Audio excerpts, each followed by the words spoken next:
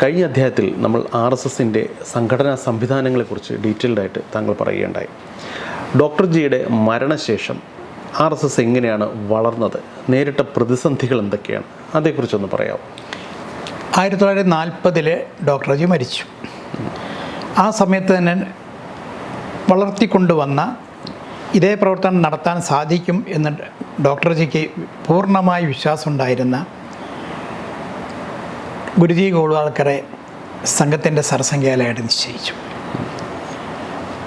ആ ഗുരുജി ഗോൾവാൾക്കർ ഒരു വലിയ ബുദ്ധിജീവിയായിരുന്നു. ഒരാധ്യാത്മികമായ അങ്ങേയറ്റം ഒരു ഔന്നത്യത്തിലെടുത്തിയ ആളായിരുന്നു.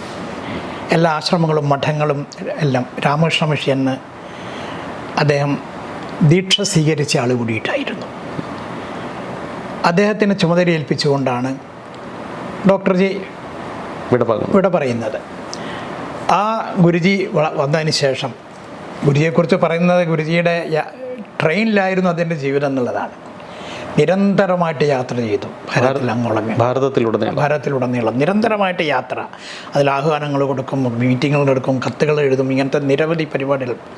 ധാരാളം ആൾക്കാർ ഡോക്ടർ ജിയുടെ മരണശേഷം പ്രവർത്തിക്കാനും തയ്യാറായി മുന്നോട്ട് വന്നു, വിവിധ ഭാഗങ്ങളിലേക്ക് പോകാൻ.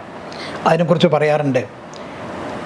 ഡോക്ടർ ജി മരിച്ചു കഴിഞ്ഞാൽ സാധാരണ എങ്ങനെയാണുള്ള പല പ്രസ്ഥാനങ്ങൾ ആ വ്യക്തിയുടെ പേരിൽ പിന്നെ അതോടുകൂടി തീർന്നു. പക്ഷെ നേരെ മറിച്ചായിരുന്നു. ഓരോരുത്തൻ്റെ മനസ്സിലുണ്ടായി ഡോക്ടർ ജി മരിച്ചാൽ ശരി, ഈ പ്രസ്ഥാനം ഞങ്ങൾ മുമ്പോട്ട് കൊണ്ടുപോകും. അങ്ങനെയാണ് വളർത്തിയത്. ആ ഞങ്ങൾ മുന്നോട്ട് കൊണ്ടുപോകും എന്നുള്ള കാഴ്ചപ്പാടോട് കൂടിയിട്ടായിരുന്നു പിന്നെ ഓരോരുത്തരുടെ പ്രവർത്തനം. ഗുരുജി അതിന് നേതൃത്വം കൊടുത്തു. പ്രവർത്തകർ ധാരാളം ഉണ്ടായി പ്രവർത്തിക്കാൻ തുടങ്ങി. ഈ സമയത്താണ് ഈ പ്രവർത്തനമെല്ലാം 47 സ്വാതന്ത്ര്യം കിട്ടി. സ്വാതന്ത്ര്യം കിട്ടിയ സമയത്ത് ഒരു കീറാമുട്ടിയായിരുന്നു കാശ്മീർ പ്രശ്നം. അന്നും ആ കാശ്മീർ പ്രശ്നമുണ്ട്. അപ്പം ഹരിസിംഹൻ എന്ന കാശ്മീർ മഹാരാജാവിനെ പോയി കാണാൻ വേണ്ടി പണ്ഡിറ്റ് ജവഹർലാൽ നെഹ്റു പറഞ്ഞയച്ചത് ഗുരുജിയായിരുന്നു. ഗുരുജി അവിടെ പോയി അദ്ദേഹവുമായിട്ട് സംസാരിച്ചു. അങ്ങനെയാണ് കാശ്മീർ ഭാരതത്തിൻ്റെ ഭാഗമായി തീരുന്നത്. അല്ലെങ്കിൽ സ്വതന്ത്രമല്ലാത്ത, അത് സെപ്പറേറ്റായിട്ട് രാജ്യമായി നിലനിന്നിരുന്നതാണ്. അപ്പോൾ അങ്ങനെയാണ് ആ പ്രശ്നം പരിഹരിക്കുന്നത്. അന്ന് തന്നെ പരിഹരിക്കാതെ കിടന്ന സ്ഥലങ്ങളുണ്ടായി. വല്ലഭായ് പട്ടേൽ ആണ് ഹൈദരാബാദ് പ്രശ്നം. ആ പ്രശ്നത്തിൽ കാശ്മീർ പ്രശ്നം പരിഹരിക്കാതെ കിടന്നു. പട്ടേൽ ഇത് പരിഹരിക്കുകയും ചെയ്തു. പിന്നെ ഗുരുജി പോയിട്ടാണ് ആ പ്രശ്നം പരിഹരിക്കുന്നത്. അപ്പം ഈ നിലയ്ക്ക് പോയി സംഘത്തിന് നല്ല പേരുണ്ടായി. ധാരാളം ആൾക്കാർ സംഘത്തിലേക്ക് ഒഴുകി വന്നു. സ്വാഭാവികമായും അന്നത്തെ പിന്നീട് വന്ന കോൺഗ്രസ്സിന് അസൂയ മനസ്സിലുണ്ടായിരുന്നു. ഈ സമയത്താണ് മഹാത്മാഗാന്ധിയുടെ വധം നടക്കുന്നത്. 48 ചാൻസ് കിട്ടി. രാഷ്ട്രീയ സ്വയംസേവക സംഘത്തെ നിരോധിച്ചു. നിരവധി ആൾക്കാരെ അറസ്റ്റ് ചെയ്തു. ഗുരുജി അടക്കമുള്ള ആൾക്കാരെ അറസ്റ്റ് ചെയ്തു. സംഘത്തിൻ്റെ കാര്യാലയങ്ങളിലേക്ക് കല്ലെറിഞ്ഞു. കാര്യാലയങ്ങൾ തകർത്തു. നാഗപ്പൂർ കാര്യാലയത്തിൻ്റെ നേരെ കല്ലെറിയാൻ പോയ ഒരാൾ പിൽക്കാലത്ത് സംഘത്തിൻ്റെ കൂടെ വന്ന് സംഘം ചെയ്യുന്ന പ്രവർത്തനങ്ങളെ പ്രകീർത്തിച്ച ജയപ്രകാശ് നാരായൺ അടക്കമുള്ള ആൾക്കാരാണെന്ന് കല്ലെറിഞ്ഞത്. എല്ലാ സ്ഥലത്തും സംഘത്തിൻ്റെ നേരെ കല്ലെറിഞ്ഞ ആൾക്കാരെ അറസ്റ്റ് ചെയ്തു. പിന്നീട് ഈ RSS ഇതിനെക്കുറിച്ച് അന്വേഷിക്കാൻ വേണ്ടി ഒരു കപൂർ കമ്മീഷനെ വെച്ചു. ആ കമ്മീഷൻ വ്യക്തമായിട്ട് പറഞ്ഞു, മഹാത്മാഗാന്ധിയുടെ വധത്തിൽ രാഷ്ട്രീയ സ്വയംസേവക സംഘത്തിന് പങ്കില്ല. മഹാത്മാഗാന്ധിയുടെ വധം നടക്കുന്ന സമയത്ത് ഗുരുജി മദ്രാസിലൊരു പരിപാടിയിലാണ്. നേരെ തിരിച്ചു പോയിട്ട് നാഗപ്പൂരിൽ ആദ്യം ചെയ്തത് പ്രസ്താവന കൊടുക്കുകയാണ്. അതിനെ അപലപിച്ചുകൊണ്ട്, കൊലപാതകത്തെ അപലപിച്ചുകൊണ്ടുള്ള പ്രസ്താവന കൊടുത്തത്. നാഥുറാം ഗോഡ്സെക്ക് രാഷ്ട്രീയ സ്വയംസേവക സംഘയുടെ ഒരു ബന്ധുവില്ല. അദ്ദേഹം പണ്ട് ശാഖയിൽ പോയിട്ടുണ്ട്. പക്ഷേ അദ്ദേഹം ഒരിക്കലും സംഘത്തിൻ്റെ തീവ്രത പോരാന്നും പറഞ്ഞിട്ട് മാറിപ്പോയ ആളാണ്. അപ്പോൾ അത് ശരിയോ തെറ്റോ എന്നുള്ളത് വേറെ കാര്യം. പക്ഷേ അതിൽ രാഷ്ട്രീയ സ്വയംസേവക സംഘത്തിന് പങ്കില്ല. ആ കപൂർ കമ്മീഷൻ്റെതും തെളിവും പിന്നീട് അവസാനം നിരുപാധികം സംഘത്തിൻ്റെ നിരോധനം പിൻവലിക്കുകയാണ് ഉണ്ടായത്. ഈ റിപ്പോർട്ടിന് ശേഷം ശരി. അതിനുശേഷം അണ്ടർഗ്രൗണ്ടിൽ പ്രവർത്തിച്ച നിരവധി ആൾക്കാർ, വലിയ സമരങ്ങൾ നടന്നു, ലാത്തി ചാർജുകൾ നടന്നു. ഈ കേരളത്തിലും കോഴിക്കോട് കേന്ദ്രീകരിച്ചുകൊണ്ട്, എറണാകുളം കേന്ദ്രീകരിച്ചുകൊണ്ടൊക്കെയുള്ള സമരങ്ങൾ നടന്നിട്ടുണ്ട്. KP കേശവനെ പോലത്തെ ആൾക്കാർ അവിടുത്തെ ലാത്തി ചാർജ് കണ്ടിട്ട് അതിന് എതിരായിട്ട് ആ കാലത്ത് തന്നെ സംസാരിച്ചിട്ടുണ്ട്. പക്ഷേ ഏറ്റവും വലിയൊരു ഗുണം ഉണ്ടായത് RSS നിരോധനം പിൻവലിച്ച സമയത്ത് ശാഖയുടെ സംഖ്യ ഇരട്ടിയായി. കൂടുതൽ ആൾക്കാർ ഇതിലേക്ക് ആകർഷിച്ചു. കാരണം ആൾക്കാരുടെ ഹൃദയത്തിലേക്ക് സംഘത്തിനെ കൊടുക്കാൻ സാധിച്ചു. ഒളി പ്രവർത്തനത്തിൽ കൂടിയിട്ട് വീടുകളിലായി സംഘത്തിൻ്റെ പ്രവർത്തനത്തിൻ്റെ കേന്ദ്രീകൃതം. അതുകൊണ്ട് തന്നെ ഹൃദയവും തമ്മിലുള്ള ബന്ധം, സ്നേഹബന്ധം, അതിൻ്റെ സ്വഭാവശുദ്ധി, ഇതെല്ലാം കണ്ടുകൊണ്ട് ആളുകൾ സംഘത്തിലേക്ക് ആകർഷിക്കപ്പെട്ടു. പ്രത്യേകിച്ച് യുവാക്കന്മാർ. സംഘത്തിൻ്റെ ശാഖ ആ സമയത്ത് വളരെ വികസിക്കാൻ തുടങ്ങി.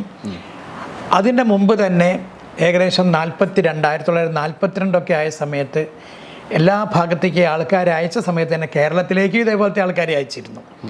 അതിന് പ്രചാരക് എന്നുള്ള പദമാണ്. അവർ ഒരു അർപ്പണ മനോഭാവത്തോടു കൂടി ഒരു സന്യാസിയെ പോലെ പ്രവർത്തിക്കുന്ന ആൾക്കാരാണ് വന്നിട്ട്. ആ ആളുകളാണ് വിവിധ സ്ഥലങ്ങളിലേക്ക് പോയത്. അവർ തന്നെയാണ് കേരളത്തിലേക്കും വന്നത്. അങ്ങനെ 48 നിരോധനം കഴിഞ്ഞതോട് കൂടിയിട്ട് സംഘത്തിൻ്റെ ശാഖകൾ വർദ്ധിച്ചു. ഭാരതത്തിൻ്റെ എല്ലാ ഭാഗത്തും താലൂക്ക് അടിസ്ഥാനത്തിൽ, അന്നത്തെ റവന്യൂ താലൂക്ക് അടിസ്ഥാനത്തിൽ പോലും ശാഖകളുണ്ടായി. പോയിന്റ് ക്ലിയർ ആണ്. ഇതിനിടയിൽ ഒന്ന് ചോദിച്ചോളട്ടെ, ഇപ്പോൾ കേരളത്തിലേക്ക് ഉൾപ്പെടെ ആൾക്കാരെ അയച്ചു എന്ന് പറഞ്ഞു. ആ കാലഘട്ടത്തിൽ കേരളത്തിലെ സംഘ സംവിധാനങ്ങളെല്ലാം നിയന്ത്രിച്ചിരുന്നത് അവിടുത്തെ പ്രമുഖ നേതാക്കന്മാർ, താങ്കൾക്ക് ഓർമ്മയിൽ വരുന്നത് ആരൊക്കെയാണ് ആ കാലഘട്ടത്തിൽ?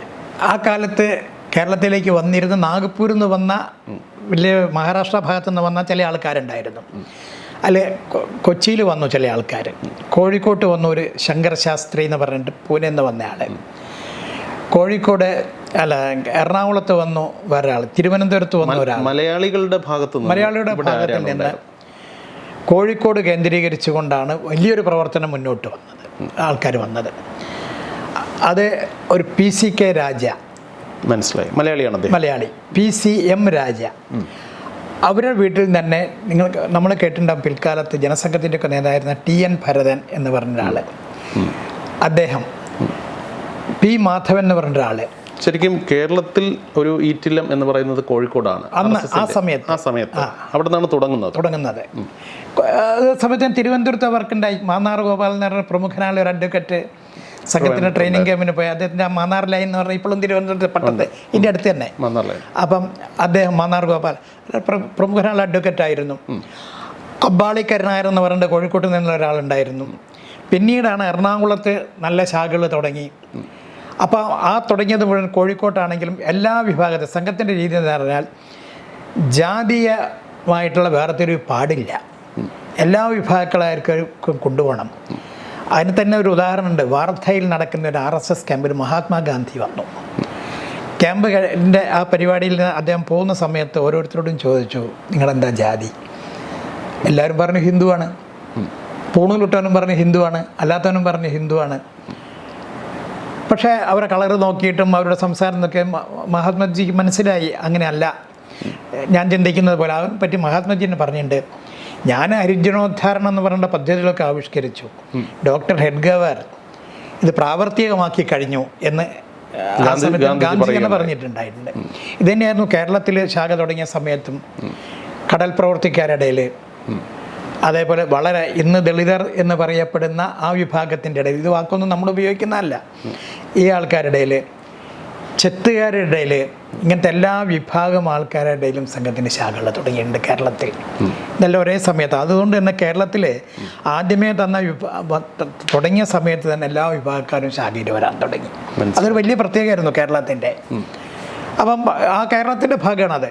ഇതേപോലെ എല്ലാ സംസ്ഥാനങ്ങളിലും സംഘത്തിൻ്റെ ശാഖ ഓരോ സ്ഥലത്തു നിന്ന് വന്ന ആൾക്കാരെ കൊണ്ട് തുടങ്ങി. പക്ഷേ ആ പ്രദേശത്ത് തന്നെ കേരളത്തിൽ വളർന്നതുപോലെ പ്രവർത്തകർ വളർന്നു വന്നു എന്നുള്ളതാണ് മറ്റൊരു പ്രത്യേകത. ഒരു ഹൈപ്പത്തറ്റിക്കലായ ഒരു ചോദ്യം ചോദിച്ചോളട്ടെ. ഇപ്പോൾ താങ്കൾ പറഞ്ഞു ഗാന്ധിവധത്തിന് ശേഷം സംഘടന നിരോധിച്ചത് കൊണ്ടാണ് ഇത്രയധികം വളരാനായിട്ട് സാധിച്ചത്. ഒരു പക്ഷേ അന്ന് നിരോധിക്കപ്പെട്ടില്ലായിരുന്നു എന്നുണ്ടെങ്കിൽ സംഘത്തിന് ഇന്ന് കാണുന്ന ഒരു വളർച്ച കൈവരിക്കാൻ സാധിക്കുമായിരുന്നു. നിരോധിച്ചത് കൊണ്ടെന്ന് പറഞ്ഞാൽ നിരോധിച്ച സമയത്താണ്.